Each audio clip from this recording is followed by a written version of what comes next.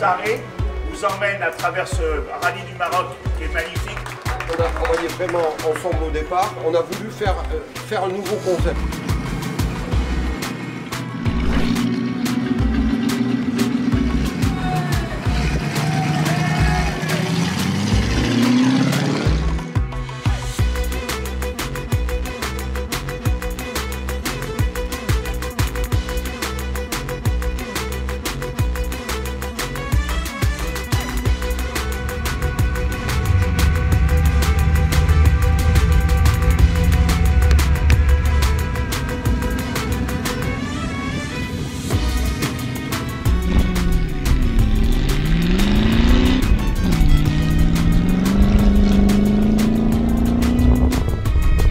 Gauche à fond saute, sur fin du mur, léger droite à fond,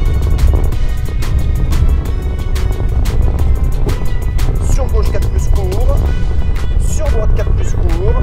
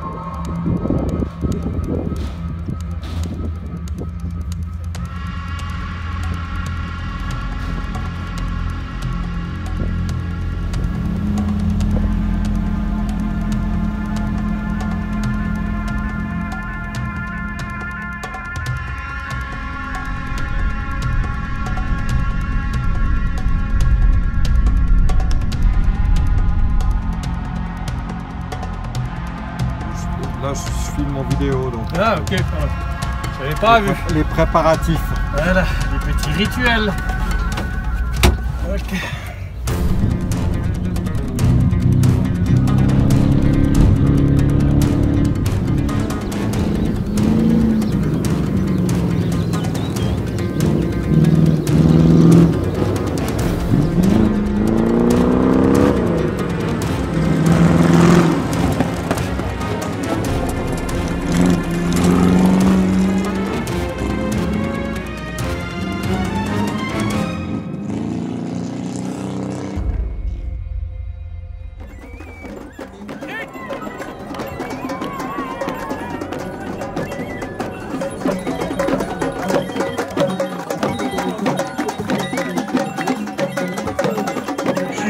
un parc de regroupement absolument magique et ça, il faut bien en profiter, ouvrez bien vos yeux, car là, cet accueil, eh bien, c'est vraiment un accueil chaleureux, tout particulier, dédié à l'ensemble des équipages, mais également aux organisateurs et aux équipes d'assistance.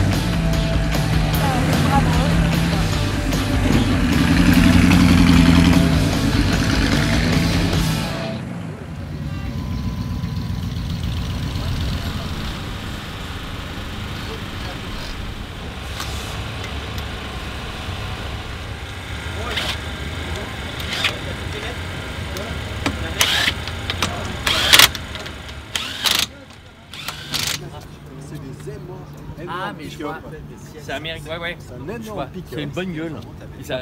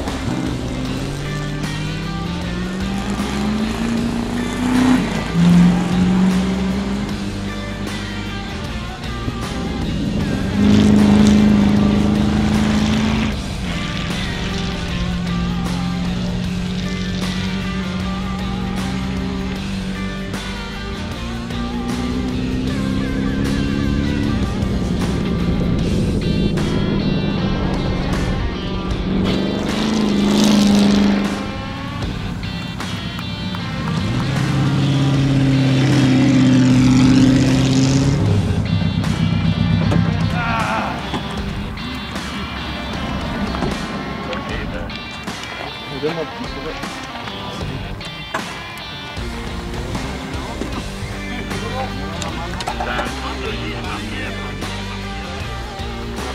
Congratulations! Well done. Yeah.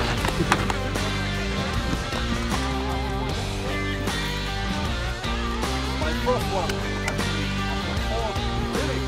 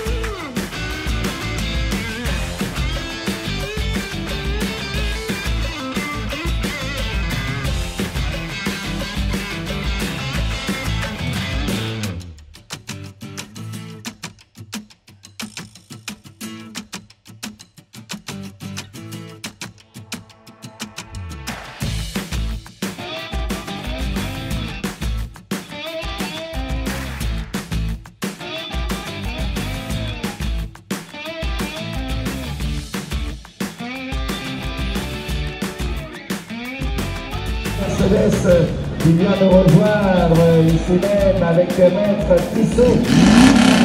Écoutez ce bruit, voilà, ça fait aussi plaisir d'avoir un petit peu, on appelle ça des watts. Des watts, des vrais watts. Alors on a vu, on est passé de la 205 GTI, petite auto finalement pour petit budget. Est-ce que c'est une auto qui demande des gros budgets, cette Mercedes finalement? À force de revenir et d'abandonner 4 fois, ça fait des budgets qui s'accumulent, on va dire. Mais non, c'est des budgets raisonnables. Et puis surtout pour nous, les purs amateurs, c'est d'avoir une voiture dans l'esprit où on n'est pas fait par peur, on n'est pas des pilotes trop, on est fiers de donc on pourrait faire. Non, c'est une super caisse quoi. En UCI, on a probablement 2 médailles. C'est celle à mon avis du plus gros bruit. De loin. Et puis la deuxième, un petit peu quand même d'apercélément, parce que ça fait la quatrième fois qu'on essaie de passer cette liste, cette ligne, et cette année on le fait.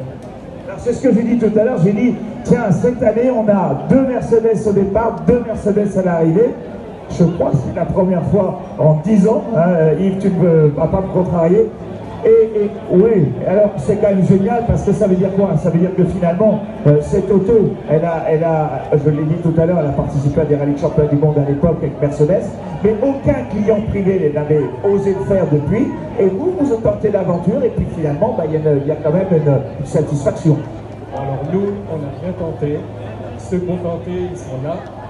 Franco, le sorcier de Genève et au-delà de Genève qui nous a fiabilisé cette voiture, Patricia, Eddie, Lionel, Aziz, Hassan. C'est ça qui est sympa, cette voiture, non seulement de vitesse, de course, ainsi du coup de potes. Et cette année, c'est vrai qu'on n'a pas eu de gros soucis, c'est que maintenant on a des problèmes d'alternateur. Donc voilà, c'est bien passé. Moi, je voudrais pour les puristes, parce que finalement, c'est intéressant de savoir. Alors, la cylindrée, la puissance et le poids. Tiens. Alors là, ça va être... Là, apparemment, il est un peu plus à l'aise avec les chiffres. Donc la cylindrée, c'est une 5 litres. En fait, à la base, ça devrait être une 3,50, mais c'est une 5 litres, hein, parce qu'on a appris vitesse manuelle. La puissance, c'est au-delà de 250 chevaux. On ne veut pas trop dévoiler de secrets parce qu'on veut revenir et faire le podium l'année prochaine. Et puis le poids, alors on l'a beaucoup allégé entre l'année dernière et cette année. Et je pense qu'on est à 1,5 tonne. Nico a perdu 10 kilos, moi j'ai perdu 10 kilos, donc on essaie de gagner du poids partout où on peut, quoi. Bon, bah. Et puis dernière chose, merci surtout à Yves. Yves, parce que pour nous, le rallye on l'a découvert il y a 5 ans, c'est pas notre truc, sauf les sports motorisés. Il y a des gens comme toi qu'on peut vivre des trucs incroyables. Ma seule chose à te dire, tout est fantastique, c'est qu'on est des petits amateurs et en représentant cette peur. Donc pense aussi aux amateurs de ne pas envoyer forcément du spécial qui vont en ligne droite à 20, parce qu'effectivement c'est un petit peu peur. Et puis oui, toute ton équipe, et en premier lieu Marie-France, c'est absolument extraordinaire. Merci. Oui. Plus de virages. Alors oui, effectivement, cette année, je vous le rappelle, le vainqueur a parcouru les spéciales à plus de 104 de moyenne. Donc c'est vraiment digne des rallyes modernes. Je peux vous dire que dans certaines spéciales, eh bien la moyenne sur certaines spéciales dépassait les 132 km/h de moyenne. Même en rallye de championnat du monde au Mille-Lacs, eh bien les pilotes vont pas beaucoup plus vite. Donc je peux vous dire que lancer à plus de... Alors, allez, chouïa, hein, on va dire chouïa chiffon, hein, mais elle est là. Alors, qu'est-ce qui s'est passé? Parce qu'on parle de casse mécanique depuis tout à l'heure, puis il y a aussi des gens qui ont été testés un petit peu, je dirais, les airbags.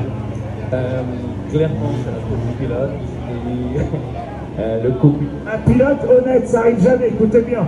Le copilote lui dit droite 2, je valide, car je crois voir le droite 2, et en fait je vois un autre chemin un peu plus bas. Et au moment où je vois que je ne vais pas dans la bonne direction, je mets un coup de volant, il y a un talus, Elvis, on était à 5 km/h, et tombe du talus et part en tonneau.